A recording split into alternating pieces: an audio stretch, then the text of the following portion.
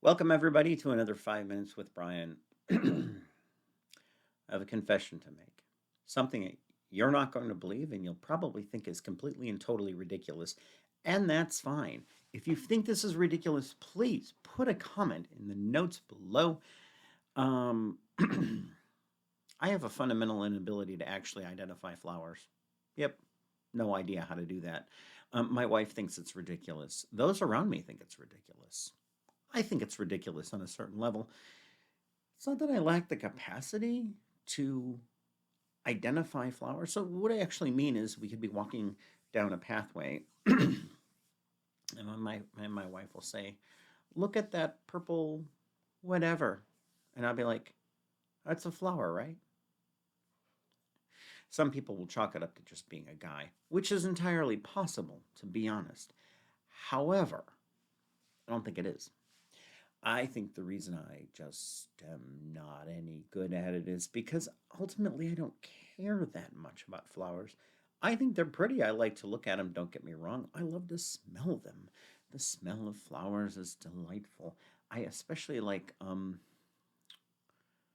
purple ones that come out in the spring and they're just out for a little time. They smell really good. You know those. Um I just am not. I don't know. I don't know what it is. I've tried. I have tried. Lilacs. That's what they're called. Lilacs. Um, I think that's right. I really have no idea. Anyway, it's not that I don't have the ability to learn. If I sat down and I dedicated time to it, I probably would learn the names. However, I don't know if you uh, I've got lots of information locked away in this brain that has nothing to do with flowers. Granted, with fibromyalgia, sometimes I lose some of it, but or can't remember exactly what things are called. But that has nothing to do with the flower thing. I swear. It's just that I don't know. I just don't get flowers. I've read a lot of different books, and I've got a little different. That's one of the things I did want to talk about today, aside from just the flower thing. I finished reading Ready Player One not that long ago. It was actually a really good book. Right now, I pulled another one off the to be read pile by James Knoll. I'll let you know how that's turning out. James is a good friend. He also runs the Fredericksburg Independent Authors Festival. If you've never gone down there and you're anywhere in the vicinity of Fredericksburg, Virginia, when it's taking place, stop in. It's kind of an amazing thing. Back to the flower thing. It does extend beyond flowers, trees, nobility. I mean, sure, I can identify the big ones, maples. Sure, no problem. Maples are easy. Canadian leaf, right? Yeah, yeah, that sounds right. Um, Crepe myrtle. I guessed that one right this morning, only because we have one in our front yard. Kind of a disaster when it comes to those sorts of things.